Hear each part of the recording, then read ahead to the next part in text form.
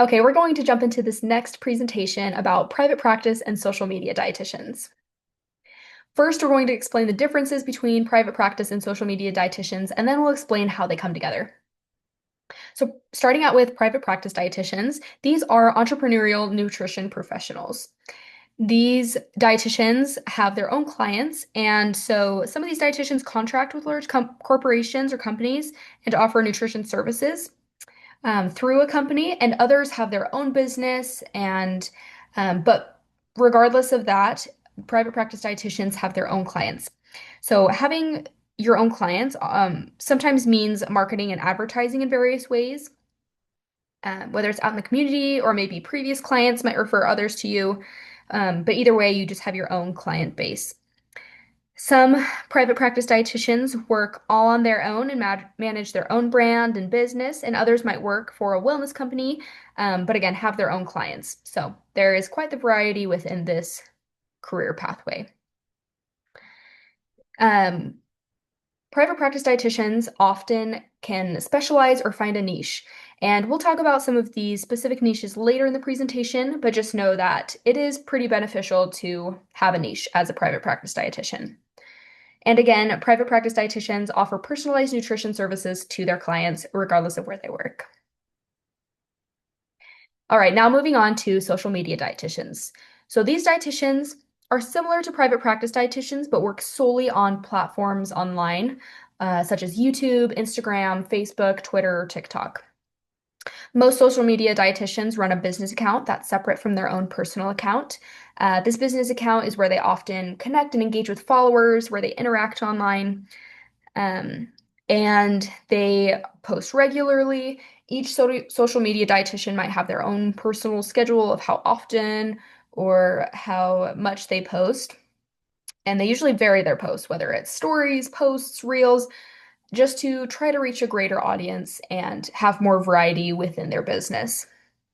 And so within their niche that they decide, they are able to connect with their followers and engage regularly with their followers or clients. So, how do these two connect? Many private practice dietitians run a social media account, and this just allows them to reach more people and find clients. So, many private practice dietitians will also run a social media account just to be able to reach more people. Social media reaches many more people as so many people have a social media account, and so just means greater marketing for them. However, not all social media dietitians run a personal business. So if if a dietitian might have another job somewhere else in the community, they might still have a social media account, but it might not be their sole source of income. So they might just use that business account, their dietitian business account, to post information just for their pleasure and to help the public. They might not do it for profit or use it for their sole income. However, if they do choose to use it for their business and to increase their revenue. It does create a very diverse way to gain revenue.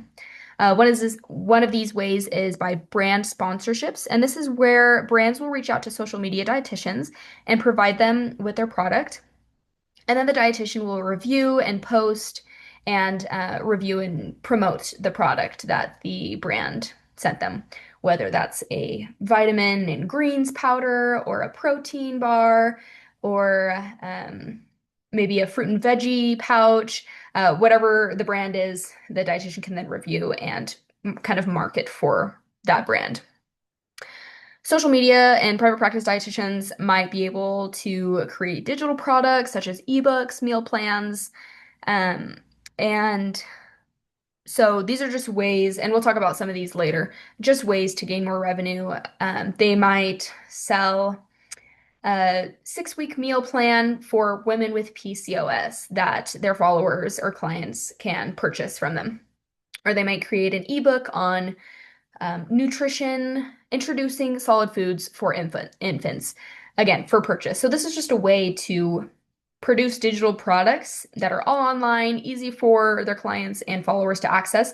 But again, those people will pay for them, therefore increasing the diversity and the overall revenue for the dietitian. They can also create maybe online courses or memberships where they do one-on-one Zoom calls or group classes, doing courses, maybe a 6-week course on their specific niche that clients and followers can sign up for and pay. So, going in further to what they do, as mentioned earlier, it's really important for them to specialize and find a niche. So, some examples of that is maybe specializing in nutrition for gut health, or diabetes, or PCOS, which is polycystic ovary syndrome. So, just helping find a specific population that these dietitians can help provide a product for and nutrition education for. These private practice social media dietitians are able to choose their own schedule. Depending on their availability, they're able to choose which days and what times they're wanting to work and schedule meetings with clients or dedicate certain times during the day to be online and post and engage with their audience and their followers. There are also several websites or companies that private practice and social media dietitians can host their business from. Social media dietitians specifically obviously choose which platforms to utilize, like mentioned earlier, YouTube, Instagram, TikTok. And private practice dietitians can find a company or a platform or a website that they can host their business from. Like mentioned earlier, all of these dietitians might have their own client base. So it's important for them to advertise and market to reach their clients who they're wanting to help. And so this includes engaging with followers and maybe posting in the community and partnering with other companies to advertise for these dietitians. Private practice and social media dietitians can also post recipe ideas online. They don't just have to post about nutrition education, but they might be able to share healthy recipes or how to meal prep. So there's lots of variety within this career path. As mentioned earlier as well, they are able to create digital products to sell, whether that's ebooks or memberships, recipe books, and then they can partner with other brands and companies, like with those brand sponsorships, and partner with a company to promote their product or brand. These are some examples of social media dietitians who have specialized. So I'll give you a minute or so to look over some of these. You can often read in their bios is where they will state their niche, whether it's PCOS, weight loss, sports nutrition. So I'll give you a minute or so to just peek at some of these. And on the far right, we have some examples of posts, whether it's some of the recipe ideas or more of the nutrition education stacks.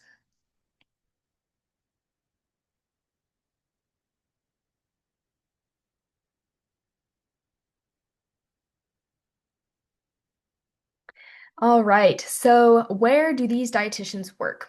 Private practice dietitians and social media dietitians often have a flexible schedule, and with the flexible schedule can also come flexibility in work settings.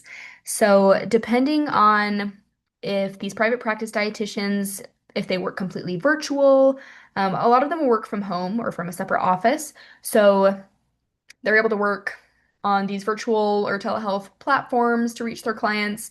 They might have a specific office within a community or government building, or they simply work at home from a home office. So lots of flexibility here depending on which company or if they're just doing it completely independent.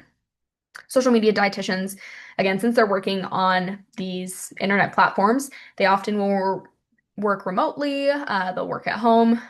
If their phone or laptop travels with them, they often have flexibility with where they work. So this is a little bit more of a detailed guide on how to become a private practice social media dietitian. So similarly to these other career pathways, they complete a bachelor's and master's degree. They also complete the dietetic internship with their rotations and their supervised hours.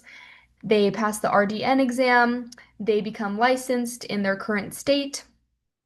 And then, after all of that is set up, they are able to continue on with their own business and define their niche and choose which population they want to cater towards or which condition they want to provide nutrition education on.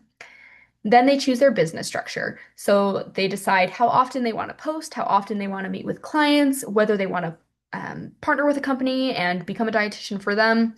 They are able to choose their business structure and how flexible they want their job to be. then they can go on to build their brand. So just creating something that's unique and specialized, they are able to create a brand that's unique for people to find online or in the community and be able to cater towards specific people and conditions. And then after their brand and their private practice is all set up, they're able to then go on to network with other dietitians, receive referrals from clients or people in the community, and just market and advertise to find more clients and people to help and provide care for. This is the end of the presentation on private practice and social media dietitians. We hope you enjoyed, and we will see you in the next one.